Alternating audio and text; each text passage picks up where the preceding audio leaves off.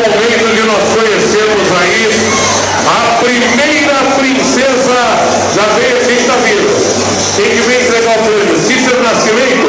Já vem para cá, Cícero. Fica junto ali com o pessoal da premiação.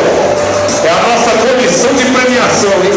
Fabinho Gêmeos, Juliana Diniz, o grande parceiro e amigo Virgílio Mandu e ainda o Cícero Nascimento.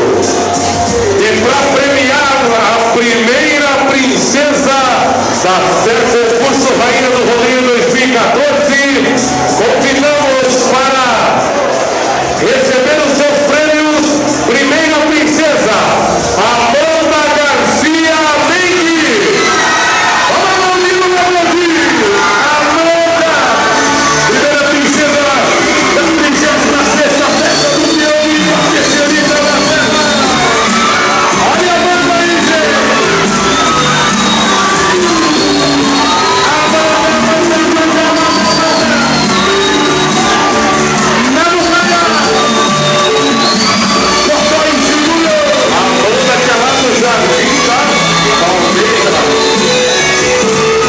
É a primeira princesa do Rodeio de Itapetininga da Serra 2014. Agradecendo a família na montanha, nos recepcionando e, claro, fazendo desta festa uma festa maravilhosa. Todo mundo aí, ó, sendo clicado e eternizado aí. R$1.000 mais presentes. Mais um caminhão de presentes aí. Vai dar bagaçada no rodeio contigo.